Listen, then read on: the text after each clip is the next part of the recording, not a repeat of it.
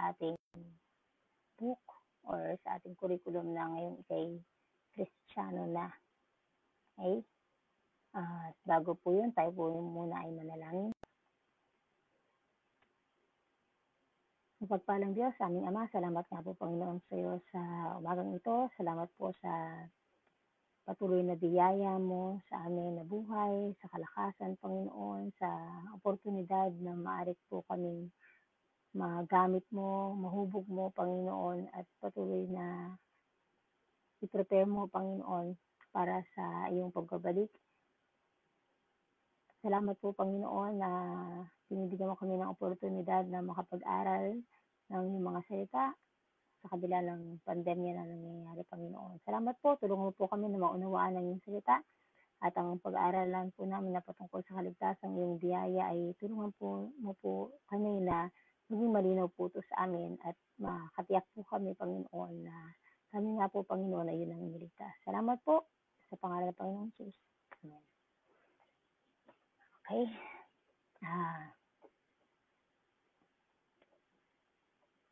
Wait lang po buksan ko lang yung ating aralin. Okay, ang ating pong aralin ngayon ay aralin bilang isa. Ang pamagat po ng ating aralin ay ano ang ibig sabihin ng pagiging Kristiyano. Okay. Marami pong maling paniniwala patungkol sa paksang ito. Madalas na ginagawang dahilan ng tao na ang hindi nila pagiging Muslim, Buddhist o Pagano ay nangangahulugang sila ay Kristiyano na. Okay? Bago po natin pag-usapan anong ibig sabihin ng pagiging Kristiyano, alamin natin muna yung mga maling paniniwala patungkol sa pagiging Kristiyano.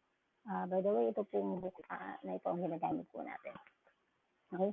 Unang maling paniniwala, ang lahat ng tao ay anak ng Diyos, kaya masasabing ang lahat ay Kristiyano. Okay. Bakit po mali ito? Okay.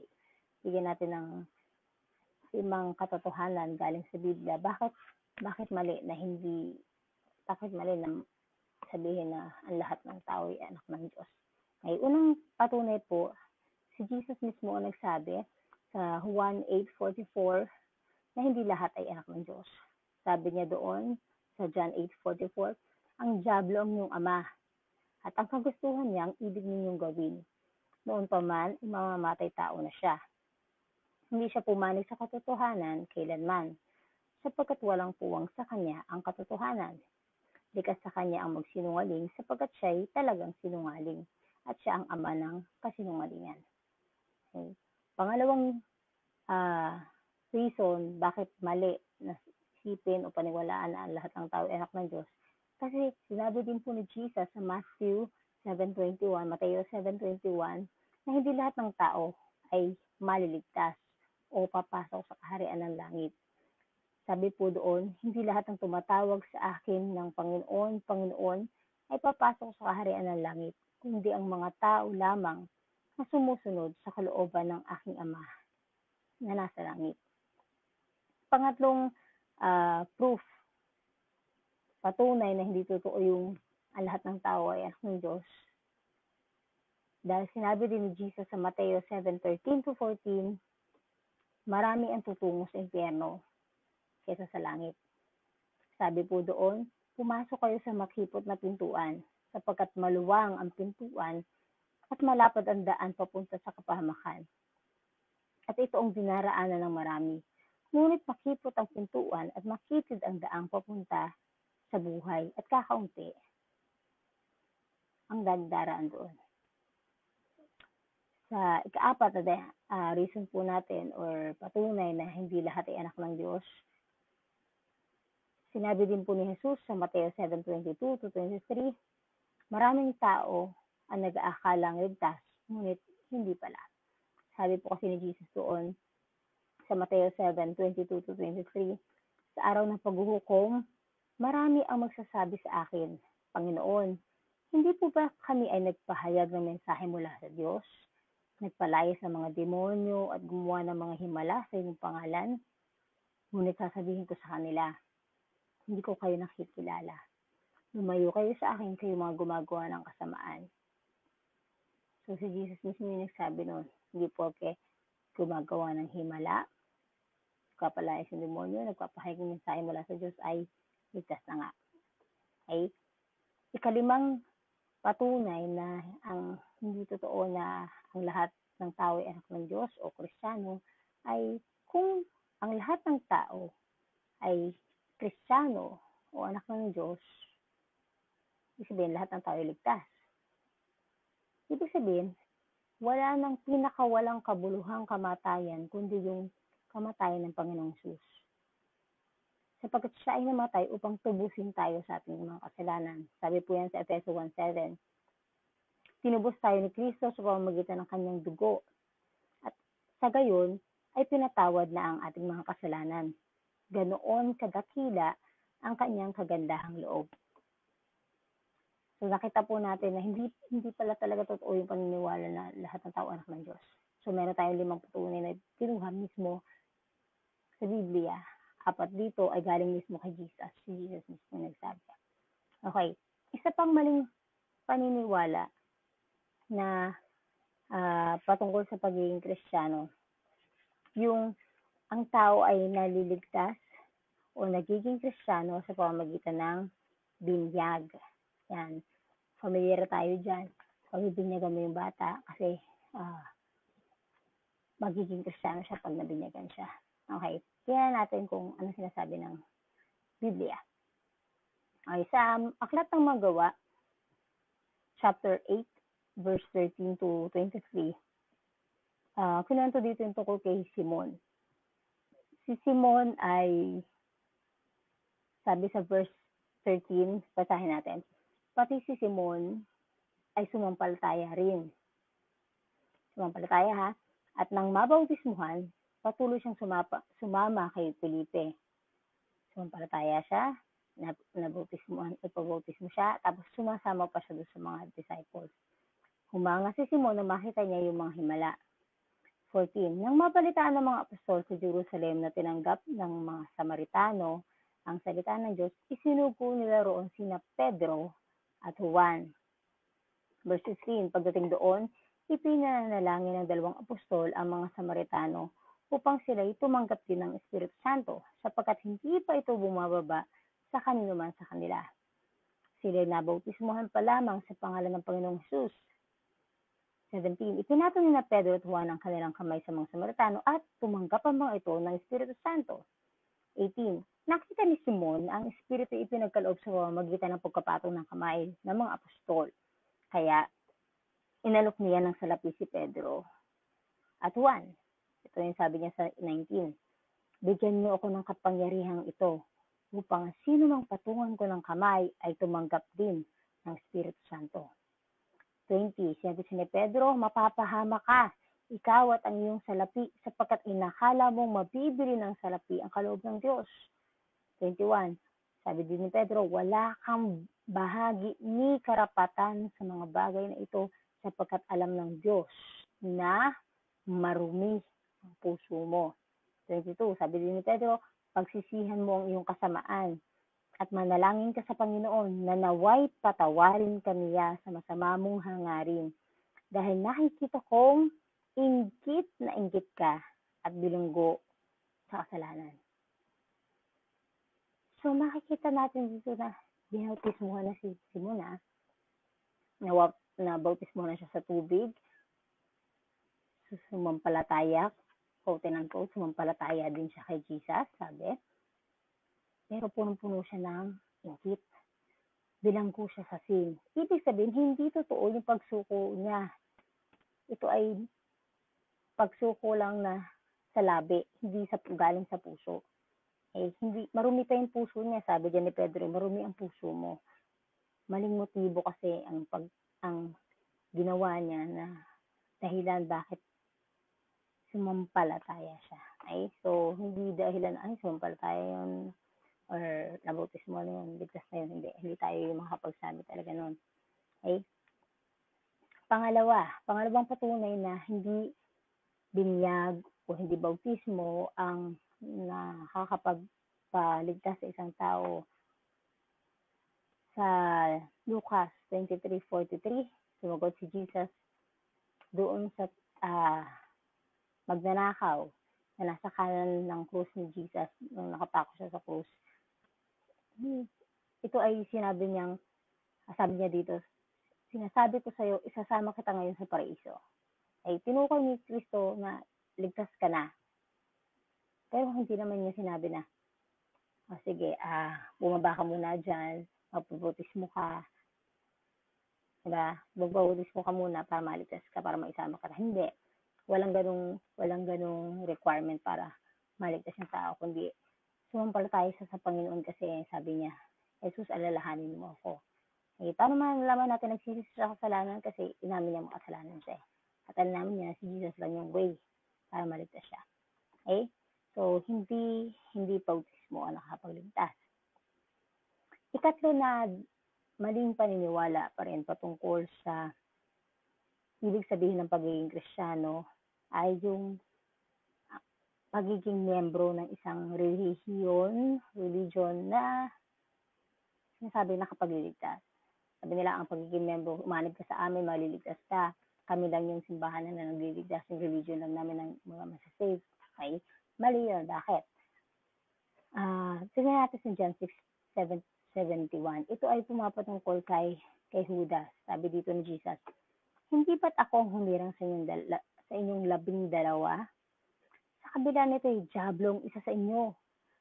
Ang tinutukoy niya ay si Judas na anak ni Simon Iscariote. Sapagkat si Judas nakabilang sa 12 ang siyang magkakanulo sa kanya. Take note, si Judas Iscariote ay miyembro. Kasama siya sa grupo ni Jesus, ng Panginoong Yesus. At may ministry pa siya. Ingat yaman siya. Pero, hindi siya ligtas. So, hindi ba tayo na member ka ng church? Hindi ba tayo na may ministry ka sa church para sabihin, Kristiyano ka na nga at ligtas ka na nga? Okay? Pang-apat na maling paniniwala patungkol sa pagiging Kristiyano o pagiging ligtas, ang pagiging madasalin at reliyoso ay nakapagligtas. Mali po yun. Bakit mali na ang pagiging madasalin at reliyoso ay nakapagligtas? Bakit mali ito? Tingnan po natin sa Gawa 10. Sa Aklat ng mga Gawa, Kabanatang 10, medyo mahaba po ito kasi sa buong kabanata. Pero kung babasahin po natin, ito po tumutukoy kay Cornelio. Si Cornelio, kung mababasa natin dito ay, basahin natin sa verse 2. Sabi doon, siya ay isang taong palasamba at may takot sa Diyos kasama ng kanyang sambahayan. Marami siyang pagkakaloob sa mga kahabag-habag at laging nananalangin sa Diyos para sa iba. Okay? Pero kung babasahin po natin yung mga talata, kinailangan pang paalalahanan siya ni Apostol Pedro patungkol sa kaligtasan. Kinailangan pang isugo sa verse 3, isang araw ng ika-9 pa lamang nakakita siya ng isang pangitain. Nakita niya ang anghel ng Diyos, napapalapit sa kanya at sinabi, Cornelio. Siya ay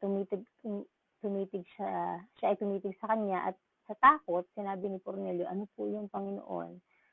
Sabi nung anghel, ang iyong panalangin at mga pagkakaloob ay sa mga kahabag-habag ay pumapailan lang sa isang alaala sa harapan ng Diyos. Sabi, magsugo ka ng tao sa Jope, ipasundo mo si Simon na tinatawag na Pedro.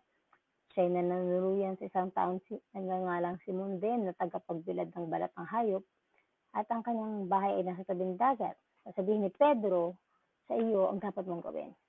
Kung babasahin po natin to,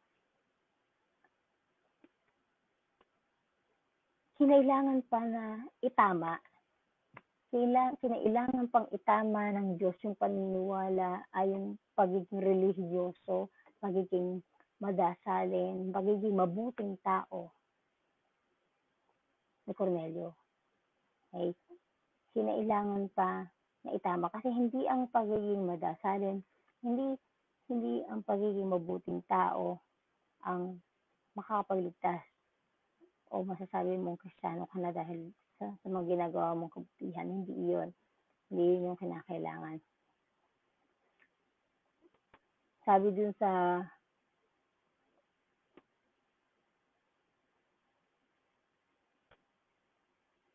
sa verse 44, dito sa Acts or mga gawa, chapter 10, nagsasalita pa si Pedro. Kung babasahin niyo po to make the long story short, binigyan ng pangitain ng Diyos si Pedro na parang papakita na wala ka dapat piliin. Kasi si Pedro gusto niya Hudyo lang yung maliligtas pero itong si Cornelio, Hentil, Gentile siya. Sabihin, hindi siya nakakakilala sa Diyos ng Israel. Pero dahil sa Panginoon, sumunod siya na pumunta siya kay Cornelio. Bawal kasi yun sa kanila. Ay dito, bumaba ang Holy Spirit sa lahat na nakikinig. Tanda, kung mapapansin natin, nagsasalita pa lang si Pedro about Jesus, ay hindi pa niya nililid sa prayer, natanggapin si Jesus, bumaba ng Holy Spirit sa kanila. Bakit? Kasi ready na sila. Nananalangin na talaga sila sa Diyos. Kaso, hindi nila ganun. Parang si Pablo, hindi nila alam na mali pala yung kulang yung wala yung tunay na relasyon. Hindi pa nila nakilala talaga si Jesus. So, itinama lang sila. Kasi ang pagsampalataya sa Panginoon, sabi sa 23, siya ang tinutukoy ng mga propeta na kanilang ipahayag na ang bawat sumampalataya sa Kanya ay tatanggap ng kapatawaran sa kanilang mga kasalanan sa pamamagitan ng Kanyang pangalan. So, naging malinaw sa kanila, hindi ba nila sinabi dito na sumampalataya itong mga taong to. Pero the fact na sa verse 44, bumaba yung Holy Spirit sa kanila, ibig sabihin, tinanggap nila sa puso nila, nagsisi sila ng kasalanan nila, tinanggap nila ang Panginoong Jesus. At instantly, nabaptize sila kagad ng Holy Spirit. Okay? Kaya sabi ni Pedro dito, sino pang magpabawal na bautismohan sila sa tubig? Inauna na nga yung Holy Spirit baptism, diba? Okay. So, malinaw na po sa atin na mali na sabihin ang lahat ng tao ay anak ng Diyos. Mali na sabihin na kapag liligtas ang binyag o magiging Christian ka pag nabinyagan ka o nabautismohan ka. At mali din na ang pagiging member ng isang church o ng denomination o ng religion ay nakapagligtas. Mali din na ang pagiging madasalin o religious ay nakapagligtas. Okay? Ngayon, ano naman po yung tamang paraan ng pagiging Kristiyano? Kung mali itong mga bagay ito, ano yung tamang paraan ng pagiging Kristiyano? Okay. Sa aklat ng mga gawa, 11:26, tinukoy na ang mga tagasunod ni Jesus ay Kristiyano. Ang mga Kristiyano ay yung pag-aari ng Panginoong Jesus. Bilang tanda, ang tunay na Kristiyano ay tinatahanan ng Espiritu ng Diyos. Sabi sa Roma 8:9, pero hindi na kayo nabubuhay ayon sa makasalanang pagkatao, kundi ayon sa patnubay ng Espiritu. Kung totoong nasa inyo na nga ang Espiritu ng Diyos. Kung wala sa isang tao ang Espiritu ni Kristo, siya'y hindi kay Kristo. So, ang pruweba na ikaw ay Kristiyano nga, nasa iyo ang Holy Spirit. Ang Spirit ni Christ, ang Holy Spirit. Ay. Being said this, ano ngayon yung dapat gawin para maging Kristiyano ka o para maligtas ka? Ay, ang sumusunod na hakbang ang maaari na gawin ng tao upang maligtas o maging Kristiyano. Okay? Ulitin ko, ang pagiging Kristiyano ay hindi relihiyon. Okay? Number 1, una, para maligtas tayo o maging Kristiyano tayo, nakilalanin natin tayo ay makasalanan. Sabi sa Roma 3:10, ayon sa nasusulat, walang matuwid, wala kahit isa. Sabi sa Roma 3:23, sapagkat ang lahat ay nagkasala at walang sino mang nakaabot sa kaluwalhatian ng Diyos. At sabi sa Jeremias 17:9, ang puso ng tao ay mandaraya, higit sa lahat, at lubos na masama. Sino ang nakakaalam kung gaano ito kasama? Okay? Ang unang hakbang para maligtas ka, aminin mo, makasalanan ka. Aminin mo na, kasi may mga may mga katwiring iba na wala naman akong inaagrabyado tao, wala akong kasalanan. No, walang taong walang kasalanan kasi Biblia na mismo may sabi nun eh. So, aminin mo, makasalanan ka. Hindi mo kayang iligtas yung sarili mo. Okay? Pangalawa, pag inamin mo, na makasalanan ka, inalam mo, inamin mo sa harapan ng Diyos, inamin mo sa sarili mo, okay? Pangalawa na dapat gawin, pagsisihan ang iyong mga kasalanan at humingi ng tawad sa Diyos. Anong ibig sabihin ng pagsisihan? Talikuran. Okay? Ang pagsisisi ay pagtalikod sa kasalanan. Pag sinabing pagsisihan, ayaw mo na. Hindi pwedeng pagsisihan pero hindi mo naman ayaw. At humingi ka ng tawad sa Diyos. Sabi nga na ang repentance ay 180 degrees turn around, tatalikod ka talaga at lalapit ka sa Diyos. Okay? Sabi sa unang Juan 1:9, 1 John 1:9, subalit kung ipinahahayag natin sa Diyos ang ating mga kasalanan, maaasahan natin patatawarin tayo ng Diyos sa mga ito.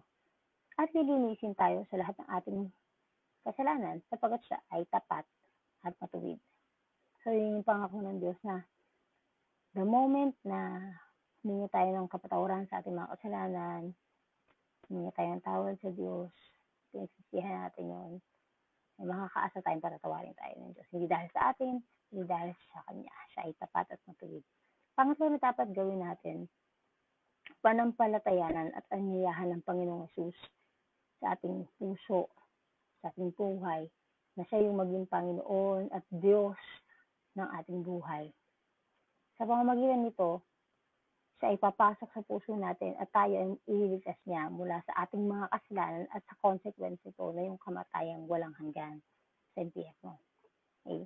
Sabi sa pahayag 3:20, nakatayo ako at kumakatok sa pintuan. Hindi rin gininuman ang aking tinig at bubuksan ang pinto, papasok ako sa kanyang tahanan at kakain kami magkasalo. Si Jesus po yun. Si Jesus yung kumakatok sa pintuan ng puso natin na kung hahayaan natin siya, pakikinggan natin siya, bubuksan natin yung buhay natin, yung puso natin para sa Kanya, pupunta siya dito. Mananahan siya sa buhay natin. Okay? So, John 1:12, sinabi din doon na ngunit ang lahat ng tumanggap at sumampalataya sa Kanya, ibinigyan niya ng karapatang maging anak ng Diyos. Maging, sabi din, sumampalataya, tumanggap. Okay? Kinakailangan kang sumampalataya. Maniwala ka. Hindi maniwala sa isip lamang, kundi maniwala ka mula sa iyong puso na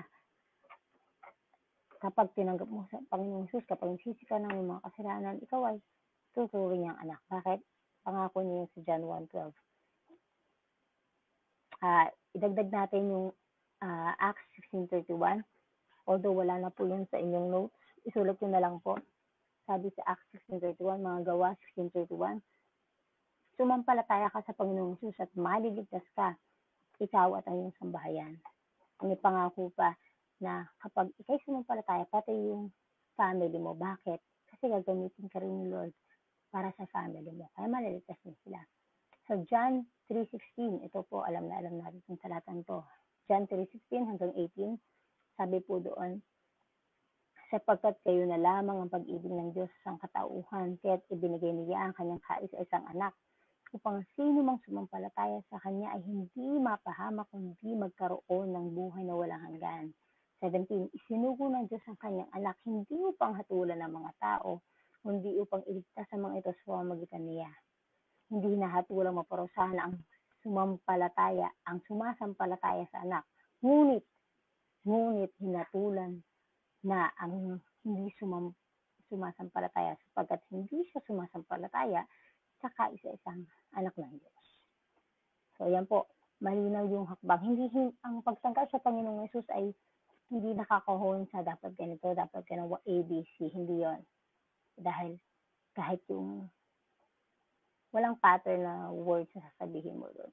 Kung hindi kinakailangan mong maging malinaw sa'yo na sa sarili mo, kahit anong words gamitin mo, basta aminin mo, kasalanan ka, hindi mo kayang iligtas yung sarili mo, pagod ka na sa buhay mo, pagod ka na sa pamumuhay bilang ikaw, gusto mong isuko yung buhay mo sa Lord, gusto mong pakialaman niya yung buhay mo, gusto mong siya na yung sundin, pwede po tayong lumapit sa Kanya at hayaang hingin na maging Lord siya ng life natin, God. Bakit nga pala dito hindi sinabi yung tagapagligtas? Kasi automatic yun. Yun yung kanyang role sa atin. Iligtas ka niya. Okay, so kailangan i-acknowledge mo siya, ikaw ang Panginoon ko, ikaw ang susunod ko, ikaw ang God ko, hindi ako ang God ng sarili ko. Okay? Pangatlo, pag-aralan naman natin, ano yung bunga ng pagiging ligtas o Kristiyano? Anong meron pag sinabing ligtas na ako o Kristiyano na ako? Una, kapag ikaw ay Kristiyano o ligtas na, ikaw ay pinatawad na sa lahat ng iyong kasalanan. Wala po yan sa libro natin. Inilagay ko muna kasi ito yung kauna-unahang resulta ng kaligtasan. Sabi sa Efeso 1:7, tinubos tayo ni Kristo sa pamamagitan ng kanyang dugo at sa gayon ay tinatawad na ang ating mga kasalanan. Ganoon kadakila ang kanyang kagandahang loob.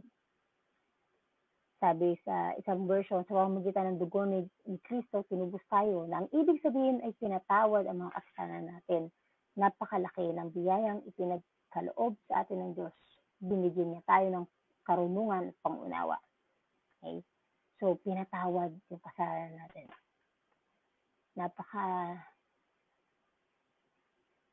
Luwag sa damdamin na hindi ka na pananagutin sa kasalanan mo, diba? Pangalawang bunga ng pagiging ligtas o pagiging Kristiyano, ikaw ay may karapatan, binigyan ng karapatan maging anak ng Diyos.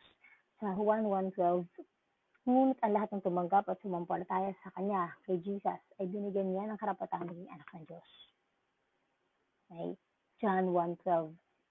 Pangatlo, bukod sa tinanggap niya maging anak, bukod sa tinatawad niya kasi isa pang benefit or result ng kaligtasan mo is tinanggap ka niya bilang kaibigan. Wala po yan sa libro natin. I-add nyo na lang po. Kasi sabi sa Roma 5:10, dati tayo mga kaaway ng Diyos. Kasi nga, kuha ng sin. Ngunit tinanggap na niya tayo bilang mga kaibigan sa pamamagitan ng pagkamatay ng kanyang anak. At dahil dito, tiyak na maliligtas tayo sapagkat si Kristo ay buhay. Okay, number 4 na bunga ng pagiging ligtas ay ikaw ay binigyan ng kapayapaan ng Panginoon. Sabi sa Roma 5:1, sapagkat napawalang sala na tayo sa pamamagitan ng ating pananampalataya, mayroon na tayong mapayapang relasyon sa Diyos sa pamamagitan ng Panginoong Hesukristo. Ay merong peace of God. Sa ibang version sabi doon, kaya ngayon tinuturing na tayong matuwid dahil sa pananampalataya natin sa ating Panginoong Hesukristo. Mayroon na tayong magandang relasyon sa Diyos. Okay? Kasi hindi na nga niya tayo kaaway dahil sa Panginoong Jesus. Okay? Dahil nga, siya na yung namatay para sa atin. Siya na yung pinarusahan para sa atin. Sa halip na tayo. Panglima na bunga ng pagiging ligtas. Para sabihin ligtas ka, anong meron ka? Wala din po sa libro, ikaw ay may buhay na walang hanggan. Or kung parang connected na rin yan doon sa